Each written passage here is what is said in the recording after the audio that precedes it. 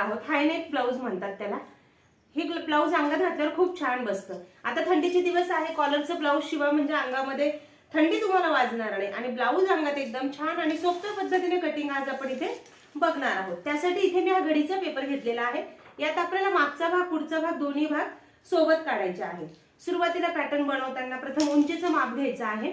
उंची अधिक 1 इंच शिलाई मार्जिन। आता ब्लाऊजची उंची आहे 14 इंच, 1 इंच शिलाई मार्जिन ऍड केलं 15 इंच।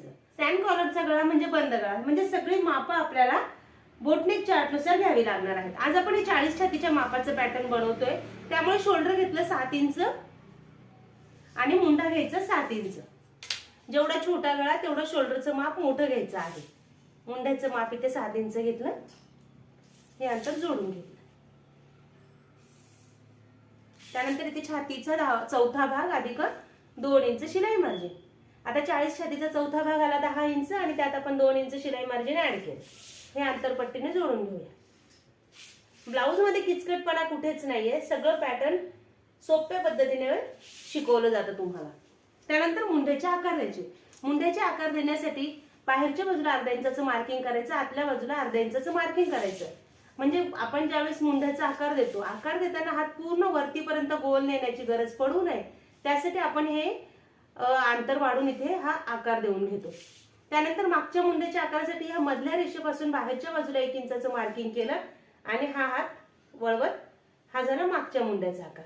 पुढच्या मुंड्याच्या आकारासाठी या आतल्या पॉइंट पासून बाहेर 1 इंचावर मार्किंग केलं आणि हा झाला पुढच्या मुंड्याचा गोलाकार। हे झाले दोन्ही मुंड्यांचे आकार।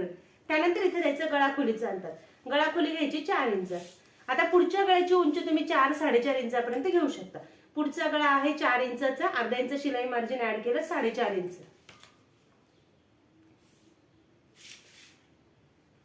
गळ्याला बनवताना मात्र कॅनव्हास टाका, म्हणजे तुमची कॉलर अगदी छान बसेल। आता याच्यात अखंड कॉलर निघते, मग ती वाढवायची कशी ते बघूया। वरती पुन्हा आपल्याला 4.5 इंचाचं मार्किंग करायचं। हे जे अंतर घेतलेलं आहे गळाखोलीच्या अंतरापेक्षा वरचं अंतर अर्धा ते 1 इंच जास्त घ्यायचं, म्हणजे ज्यावेळेस आपण तिकडची बाजू जोडतो तर आपल्याला जोडताना कपडा कमी पडू नये, त्यामुळे हे अंतर थोडं अर्धा इंच एक्स्ट्रा घ्यायचं। एक्स्ट्राचं आपल्याला काढून टाकता येतं।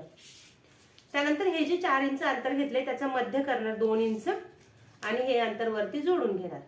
हे जोडायचं कसं हे पण तुम्हाला समजावून सांगते। आणि इथे तुमच्या आवडीचा कोणताही गळा टाका। आता इथे मी मटका गळ्यासारखा आकार घेतलाय छोटासा, हे झालं। त्यानंतर आता खालची माप घेऊया। खालच्या बाजूला इकडे 3.5 इंचाचं मार्किंग केलं आणि फिटिंगच्या बाजूकडे 2.5 इंचाचं मार्किंग केलं। हे अंतर पट्टीने जोडून घेऊया। हे आपण 4 टक्स मध्ये शिवणार आहोत। हे ब्लाऊज तुम्ही कटोरी मध्ये पण शिवू शकता। हा कटोरी पॅटर्न मध्ये पण आपण याचं शिवण करू शकतो। त्यानंतर ह्या पॉइंट पासून छातीचा 10वा भाग हे माप टाकायचं। 40चा 10वा भागाला 4 इंच, उभा टक्स आपण घेणार आहोत 2 इंच। ह्या टक्सचं पूर्ण शिवण आपल्याला करायचं आहे 1 इंच। हा झाला मेन टक्स। मेन टक्स पासून सगळ्या बाजूला आपल्याला 1.5 इंचाचं मार्किंग करायचं। इकडे 1.5 इंचाचं मार्किंग केलं, इकडे 1.5 इंचाचं मार्किंग केलं आणि मुंड्यातल्या टक्स कडे ह्या पॉइंट पासून इकडे 1.5 इंचाचं मार्किंग केलं। हा टक्स आपल्याला शिवायचा अर्धा इंच, फिटिंगचा टक्स शिवायचा आपल्याला पाव इंच आणि मुंड्यातला टक्स शिवायचा पाव इंच। हे अशा पद्धतीने सगळं टक्स आपल्याला शिवायचे आहेत। आता याचं कटिंग करून घेऊया आणि मग कपड्यावर कटिंग कसं करायचं, कपड्यावर वाढवायचे कोणते भाग हे समजावून सांगते। दोन्ही भाग सोबत पहिले हे काढून घेऊया। मागच्या भागातून आपल्याला हे जे वाढवलेलं अंतर आहे ते काढून टाकायचं आहे। शोल्डर उतार द्यायचा राहिला। ह्या ब्लाऊजला शोल्डर उतार द्यायला विसरायचं नाहीये। शोल्डर उतार दिल्यामुळे ब्लाऊज खेचल्यासारखा होत नाही। इकडच्या बाजूला आपल्याला हा अर्धा इंचाचा शोल्डर उतार द्यायचा आहे।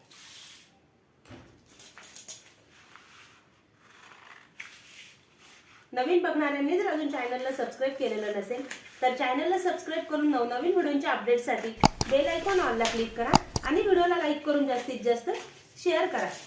आता हा झाला पुढचा भाग, हा झाला मागचा भाग। हे जे आपण वरती अंतर वाढवलेलं होतं हाय नेक साठी ते मागच्या भागातून आपण काढून टाकणार आहोत। मागच्या भागात त्याची काही गरज नाहीये। पुढची जी आपण कॉलर वाढवलेली आहे तीच मागच्या बाजूला आपल्याला ह्या ठिकाणी ती जोडली जाते। मग इथे पुन्हा आपण गळाखोलीचं अंतर घ्यायचं। आता इथे गळा नाही टाकला तरी चालेल, तुम्ही बंद गळा ठेवला तरी चालेल किंवा अर्धा ते 1 इंचाचा तुम्ही इथे गळा घेतला तरी चालेल। आणि ती कॉलर आपल्याला ह्या भागाला जोडायची आहे। आणि खालचा टक्स आपण शिवणार आहोत आडवा 4.5 इंचाचा आणि उभा टक्स आपण घेणार आहोत 5-5.5 इंचाचा घ्या उभा टक्स, अगदी छान बसतो. याचं पूर्ण शिवण आपल्याला करायचं आहे 1 इंच. याचं कटिंग करून घेऊया. हे झालं आपल्या मागच्या भागाचं पॅटर्न तयार. आता आपण पुढच्या भागाचं कटिंग करून घेऊया. कटिंग करताना आपल्याला हा आकार व्यवस्थित कापायचा आहे, गळ्याचा आकार.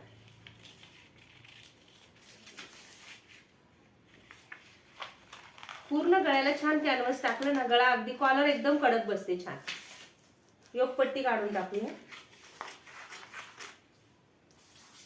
मुंड्याचे आकार कापून घेऊया.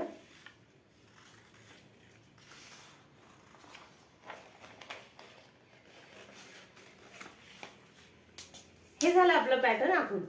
आता ज्यावेळेस आपल्याला हे पॅटर्न कपड्यावर ठेवायचं आहे, कपड्यावर ठेवताना आपल्याला हे खालचे दोन्ही भाग वाढून घ्यायचे आहेत.